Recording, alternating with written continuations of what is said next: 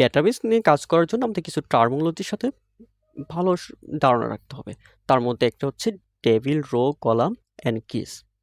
ওকে, তাহলে টেবিল কি? টেবিলটা হচ্ছে কালেকশন অফ রিলেটেড ডেটা।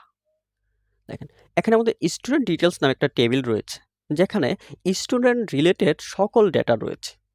আবার স্টুডেন্ট মার্ক নামে একটা টেবিল রয়েছে, যেখানে স্টুডেন্ট মার্কের সকল ডেটা রয়েছে। তাহলে আমরা বলতে পারি কি, যেখানে রিলেটেড ডেটা থাকে তাকে আমরা বলতেছি টেবিল। ওকে, এই টেবিলের একটা সিঙ্গেল রেকর্ডকে আমরা বলি রো। যেমন 2041 একজনের আইডি, নাম টম, কোর্স জাভা। তাহলে এখানে একজন ব্যক্তির ডেটা প্রকাশ করতেছে, সিঙ্গেল রেকর্ড প্রকাশ করতেছে। এই সিঙ্গেল রেকর্ডকে আমরা বলি হচ্ছে রো। এটা বুঝবো কিভাবে? এটা হচ্ছে বাম থেকে ডান দিকে যেই ডেটাগুলো থাকে তাকে আমরা বলতেছি রো। আবার এটা অন্যভাবে বুঝতে পারি, যেমন হচ্ছে এখানে আইডি কিন্তু একটাই আছে, একাধিক আইডি কিন্তু নেই। আবার টম বা নেম, এখানে এই যে ডান থেকে বাম দিকে এখানে শুধু একবারই নেম আছে, একাধিকবার নেম নেই। ওকে, আরেকটি হচ্ছে কলাম। কলাম হচ্ছে এই টেবিলের একটা ফিল্ড, যেরকম আইডি একটা ফিল্ড। এই ফিল্ডে ওপর থেকে নিচ পর্যন্ত সকল কিছু কিন্তু এখানে শুধু আইডি রয়েছে, আইডির বাইরে কিন্তু কিছু নেই।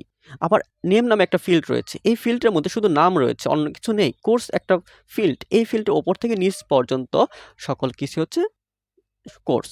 তাহলে আমরা রো এবং কলামের মধ্যে পার্থক্য হচ্ছে, রো হচ্ছে ডান থেকে বাম দিকে এবং কলাম হচ্ছে ওপর থেকে নিচ দিকে যে ডেটাগুলো রয়েছে।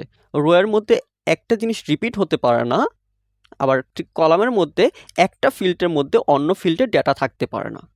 তারপর আসি কি প্রাইমারি কি? প্রাইমারি কি হচ্ছে প্রত্যেকটা টেবিলের একটা ইউনিক আইডেন্টিফায়ার থাকে। যেরকম স্টুডেন্ট ডিটেলসের মধ্যে দেখেন, এই টম নামে একাধিক ব্যক্তির নাম থাকতে পারে, জাভা একাধিক মানুষের কোর্স হতে পারে, কিন্তু একটা আইডি কিন্তু ইউনিক।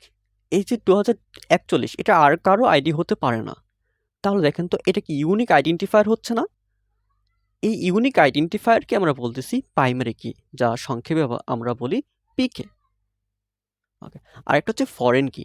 ফরেন কি হচ্ছে একাধিক টেবিলের সাথে যে কমন একটা কলাম থাকবে তাকে আমরা ফরেন কি বলি।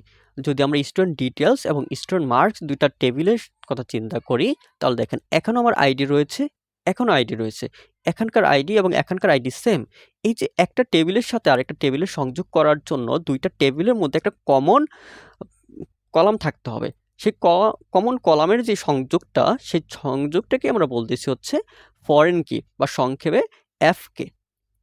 আরেকটা হচ্ছে কম্পোজিট কি। কম্পোজিট কি হচ্ছে একটা টেবিলের মধ্যে দুই বা ততোধিক কলামের সমন্বয়ে যেই একটা কি তৈরি করা হয় তাকে আমরা কম্পোজিট কি বলি।